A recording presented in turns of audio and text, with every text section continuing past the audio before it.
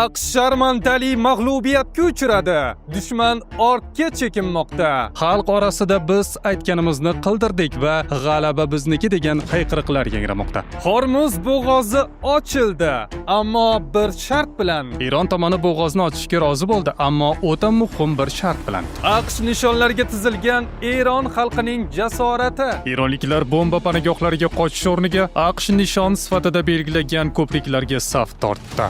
Isroil sulhga tupurdi. O't ochish shartlarini buzgan Netanyahu. Isroil bu harakati bilan o'zini tinchlikka intiluvchi davlat emas, balki har qanday kelishuvni qurol kuchi bilan yanchib o'tishga tayyor tajovuzkor sifatida yana namoyon etdi. Shu va boshqa xabarlarning to'liq tafsiloti doimgidek video davomidan o'rin olgan. Iltimosimiz, mehnatimizni qadrlagan holatda videoga albatta like bosib qo'ying. Biz esa doimgidek xabarlarning to'liq tafsilotini e'tiboringizga havola qilamiz. Bazadan registratsiyangiz chiqmayaptimi? Mehnat shartnomangiz yo'qligi uchun jarimaga tortilishingiz mumkinmi? Biz Moskva va Sankt-Peterburgdagi hamyurtlarimizga hujjat ishlarida professional yordam beruvchi 10 yillik ish tajribasiga ega ishonchli xizmatni taklif qilamiz. Registratsiyani bazaga kiritish, trudavoy dogovor tayyorlash va uydamleniya yuborish, zapret va deportni oldindan tekshirish, reyestr va ba'zi muammolarga yechim topamiz. INN va SINLS olish, tibbiy sug'urta va yana 20 ga yaqin xizmatlarimiz mavjud. Ishingizni mutaxassislarga topshiring va xotirjam bo'ling. WhatsApp va Telegram orqali ushbu raqamlarga hoziroq yozing. 24/7 xizmatingizdamiz. Dunyoni larzaga keltirayotgan tasvirlar. AQSh prezidentining sivilizatsiyani tugatish haqidagi ultimatumi Eron xalqini tiz cho'ktira olmadi. Aksincha, mamlakat bo'ylab odamlar nishon ostidagi ko'priklar va hayotiy muhim stansiyalarga oqib kelmoqda. O'lim taxtida ostida turgan eronliklarning bu mislsiz jasorati Washingtonni o'ylantirib qo'yishi aniq. Bugun biz raketlardan qo'rqib, bomba panagohlarga qochayotganlarni emas, balki bir millatning tirik qalqonga aylanayotganiga guvoh bo'lmoqdamiz. Trampning tahdidli bayonotlaridan so'ng minglab fuqarolar strategik obyektlarni o'rab oldi. Ular o'z davlatini himoya qilish uchun portlashlar markazida turishga qaror qilishdi.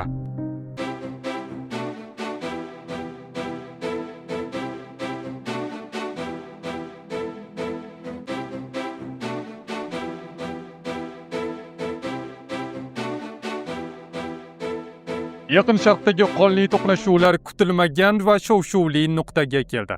Dunyo nafasini yutib kuzatayotgan AQSh, Isroil va Eron urushi kutilmagan burilish yasadi. Washington Tehronning barcha shartlariga rozi bo'lib, o't ochishni to'xtatdi. Eron Oliy Milliy xavfsizlik kengashining bayonoti xalqaro hamjamiyatni oyoqqa turg'azdi.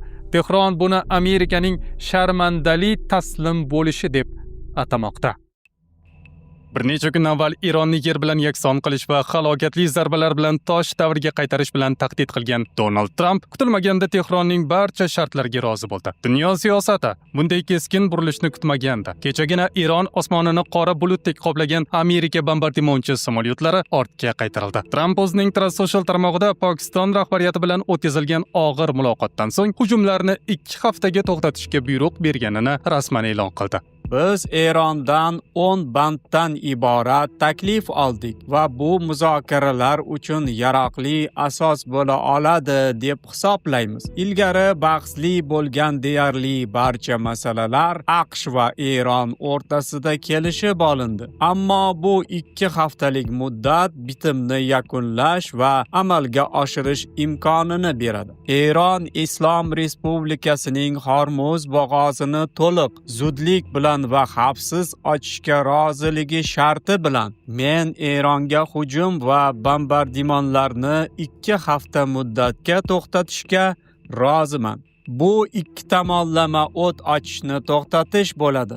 Ammo bu shunchaki vaqtinchalik tanaffus emas, bu Washingtonning strategik chekinishi sifatida baholanmoqda. Eron Oliy Milliy xavfsizlik kengashi g'alaba nashidasini surmoqda. Ularning ta'kidlashicha, AQSh quyidagi sharmandali shartlarni qabul qilishga majbur bo'lgan. Agressiyadan voz kechish, AQSh Eron hududiga hujum qilmaslik majburiyatini oladi. Hormuz bo'g'ozi ustidan nazorat Eron qo'lida qoladi. Yadro dasturini tan olish, Eronning uran boyitish huquqi e'tirof etiladi. Sanksiyalarni bekor qilish, barcha birlamchi va ikkilamchi yordamchi cheklovlar olib tashlanadi. Xalqaro qarorlarni bekor qilish, xalqaro tashkilotlarning rezolyutsiyalari to'xtatiladi. Kompensatsiya to'lash. AQSh Eron ko'rgan barcha zararlarni qoplaydi. AQSh qo'shinlarini olib chiqish, Amerika harbiylari Yaqin Sharqni tark etadi. Urushni to'liq to'xtatish, barcha frontlarda janglar yakunlanadi. Shuningdek, Eron televideniyasi xabariga ko'ra, Tehron Hormuz orqali o'tadigan kemalardan yiliga taxminan 64 milliard dollar daromad oladi. Eron ommaviy axborot vositalari Tramp ushbu rejani qabul qilganini ta'kidlamoqda. Tehron va Eronning boshqa yirik shaharlarida vaziyat bir zumda o'zgarib ketdi. Ko'chalarda haqiqiy bayram kayfiyati. Xalq allaqachon tarixiy g'alabani nishonlashni boshlab yuborgan. Milliy bayroqlarni baland ko'targan. Xalq orasida biz aytganimizni qildirdik va g'alaba bizniki degan hayqiriqlar yangramoqda. قبل از شهادت امام شهید فرمود فتنه‌ای در پیش دارید. چرا از گفتنش امامی کنید با شجاعت؟ The New York Times va CNN tahlillariga ko'ra, Trampning bu qadamga Xitoyning qat'iy ogohlantirishi va Eronning yangi oliy rahbari Oyatulloh Mushtabo Xomaneyning murosasiz pozitsiyasi majbur qilgan. Isroil ham chorasiz qolib, AQSh ortadan 2 haftalik sulhga amal qilishga va'da berdi. Tramp bu vaziyatni tinchlik uchun ulkan sharaf deb atayotgan bo'lsa-da, siyosiy kuzatuvchilar buni Vashingtonning Yaqin Sharqdagi gegemonligini tugashi deb baholamoqda. Urush nihoyasiga yetayotganga o'xshaydi. Eron Hormuz bo'g'ozini nazorat qiladi va AQShning Eron neftiga nisbatan sanksiyalari bekor qilinadi. Agar bu yangi haqiqat bo'lsa, biz Eron rejimini muhim sohalarda strategik jihatdan qulay mavqega joylashtirish uchun juda katta resurslarni, hayotimizni, pulimizni va obro'yimizni sarfladik. Eronni yo'q qilmoqchi bo'lganlar bugun uning 10 bandlik shartnomasi ustida bosh egib turibdi. Biroq otdan tushsa ham egardan tushkisi kelmayotgan Tramp buni mag'lubiyat emas, g'alaba sifatida talqin qilishga urinmoqda. Dunyodagi tinchlik uchun ajoyib kun. Eron tinchlik bo'lishini istaydi. Boshqalar ham AQSh Hormuz bo'g'ozida transport oqimini tartibga solishda yordam beradi. Ko'plab ijobiy harakatlar bo'ladi. Katta pullar ishlanadi. Eron qayta qurish jarayonini boshlashi mumkin. Biz har xil turdagi ta'minotlarni yuklaymiz va hammasi yaxshi kechishiga ishonch hosil qilish uchun shunchaki atrofda bo'lamiz. Bu Yaqin Sharqning oltin davri bo'lishi mumkin. Bu shunchaki vaqtinchalik tanaffusmi yoki AQShning Yaqin Sharqdagi gegemonligi tugaganining rasmiy e'tirofi? Tramp tez orada taslim bo'ladi degan Eron bugun o'z shartlarini qabul qildirishga muvaffaq bo'ldi. Xulosa shuki, Tehronda g'alaba nashidasi surilayotgan bir paytda harbiy tahlilchilar tinchlikka tayyor tur, ammo qurolingni aslo yerga qo'yma degan tamoyilni eslatmoqda. Bu 2 hafta dunyo tarixidagi eng xavfli va aldamchi tanaffus ham bo'lishi mumkin. Bu AQSh va Isroilni qayta kuch to'plab, yana frontga qaytish ehtimolini ham inkor etmaydi. Washington va Tel Avivning bu himmati ortida qandaydir yirik harbiy fitna yashiringanmi yoki ular haqiqatdan ham chorasiz qoldimi? Buni yaqin kunlar ko'rsatadi. Global neft arteriyasi hisoblangan Hormuz bo'g'ozi atrofidagi qaltis o'yin ham kutilmagan tus oldi. Eron kutilmaganda yo'lak ochilishini e'lon qildi. Tashqi ishlar vaziri Abbos Aroqchi bo'g'oz ochilishini tasdiqlarkan, dunyo hamjamiyatini hushyor torttirgan muhim shartni ochiqladi. Xo'sh, bu qanday shart va dunyo iqtisodiyotini qutqarib qolgan bu shartli ochilish ortida aslida qanday maxfiy kelishuvlar turibdi? Dunyo neftining qariyb 3dan 1 qismi o'tadigan Hormuz bo'g'ozi yana kemalar uchun ochiq. Eron tashqi ishlar vaziri Abbos Aroqchi X ijtimoiy tarmog'idagi sahifasida butun dunyoni hushyor torttirgan bayonot bilan chiqdi. Eron va AQSh o'rtasida 2 haftalik sulh rasman tasdiqlandi. Biroq bu oddiy kelishuv emas. Bu shartlar va qat'iy talablar asosida qurilgan diplomatik dueldir. Eron tomoni bo'g'ozni ochishga rozi bo'ldi, ammo o'ta muhim bir shart bilan. Kemalar harakati to'liq Eron harbiylari bilan muvofiqlashtiriladi. Bu esa Washingtonning talabi bajarilgan bo'lsa-da, hududdagi kalit hali ham Tehron qo'lida ekanligidan dalolat beradi. Tramp nega chekindi? Eslatib o'tamiz, Oq uy rahbari Donald Tramp 8-aprelga o'tar kechasi bo'g'oz ochilmasa, Eron infratuzilmasiga ayovsiz zarbalar berish bilan tahdid qilgan edi. Ammo so'nggi soniyalarda vositachilar, xususan Pokiston, ishga tushdi. Eng qizig'i, Tramp ma'muriyati Eron tomonidan ilgari surilgan 10 bandli tinchlik rejasini muhokama uchun asos sifatida qabul qilishga rozi bo'ldi. Shu bilan birga Eron tashqi ishlar vaziri muhim shartni ham ta'kidladi. Bosh vazir Sharifning X'dagi birodarlik iltimosiga javoban va AQShning 15 bandlik taklifiga asoslangan muzokaralar o'tkazish haqidagi iltimosini, muzokarachilarning Eronning 10 bandlik taklifini umumiy doirasini muzokaralar asosi sifatida qabul qilish haqidagi e'lonini hisobga olgan holda, men Eron Oliy Milliy Xavfsizlik Kengashi nomidan shuni e'lon qilaman. Agar Eronga qarshi hujumlar to'xtatilsa, bizning qudratli qurolli kuchlarimiz mudofaa operatsiyalarini to'xtatadi. 2 hafta davomida Eron qurolli kuchlari bilan muvofiqlashtirish va texnik cheklovlarni hisobga olgan holda Hormuz bo'g'ozidan xavfsiz o'tish mumkin bo'ladi. Tramp bu urushni boshlab, o'ziga bitmas tuganmas g'alaba orttirib oldi va yakunda dunyo iqtisodiyoti uchun daxlsiz bo'lgan Hormuzni Eronning to'liq nazoratidagi daromad keltiruvchi richakka aylantirib qo'ydi. Ilgari xalqaro suv yo'li hisoblangan bo'g'oz endilikda Eron harbiylarining ruxsatsiz bir qadam ham jilmaydigan hududga aylangani Washingtonning strategik xatosi mahsulidir. Tramp ma'muriyati kuch ishlatish orqali natijaga erishmoqchi bo'lib, kutilmaganda Eronning mintaqaviy gegemonligini va bo'g'ozdagi mutlaq hukmronligini tan olishga majbur bo'ldi. Bu shartli ochilish ortidagi maxfiy kelishuvlar shuni ko'rsatadiki, endi jahon energetika xavfsizligi masalasida AQSh emas, aynan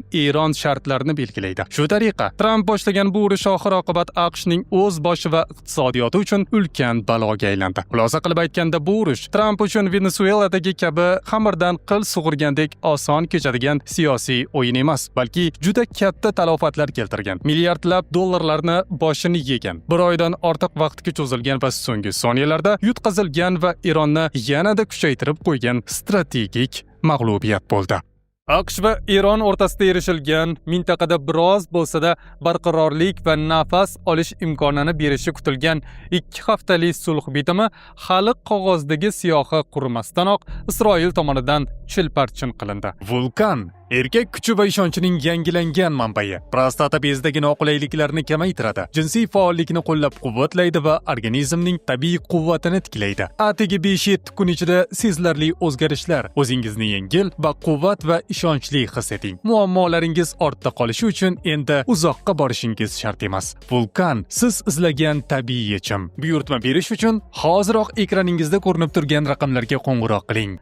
8-aprel kuni Livanning Al-Qayla hududida tez yordam mashinasiga berilgan dron zarbasi nafaqat insoniyatga, balki jahon diplomatiyasiga otilgan ochiqdan ochiq o'qdir.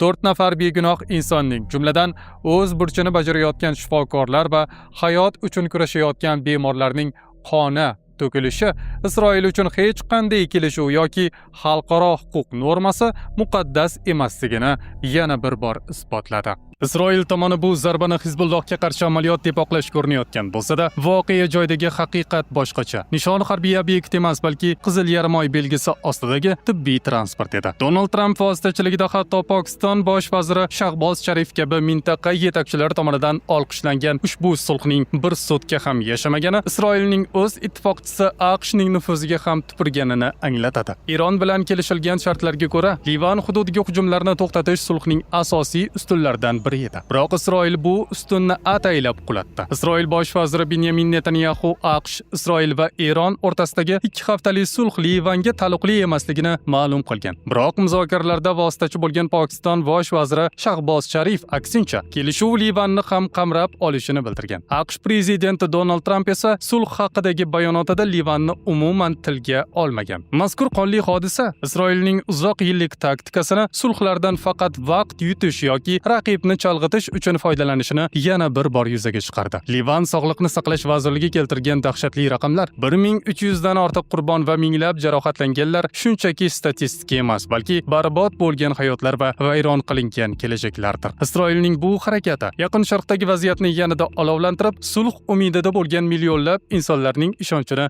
yana paymol qildi. Bunday ochiq agressiya va xalqaro bitimlarni mensimaslik nafaqat mintaqaviy urush xavfini oshiradi, balki jahon sahnasida sulh tushunchasining qadrini mutlaqo yo'qqa chiqaradi. Isroil bu harakati bilan o'zini tinchlikka intiluvchi davlat emas, balki har qanday kelishuvni qurol kuchi bilan yanchib o'tishga tayyor tajovuzkor sifatida yana namoyon etdi. YouTube kanalimizda kuniga bir mahal xabar berayotgan bo'lsak, biz har daqiqa sizga eng so'nggi xabarlarni ulashish uchun o'zimizning rasmiy Telegram sahifamizga asos soldik. Telegram kanalimizga obuna bo'lish uchun hoziroq birinchi kommentariyadagi havolani bosing, o'ting va obuna bo'ling. Yangiliklardan har soniya xabardor bo'ling. Biz yana ko'rishamiz. O'zingizni ehtiyot qiling.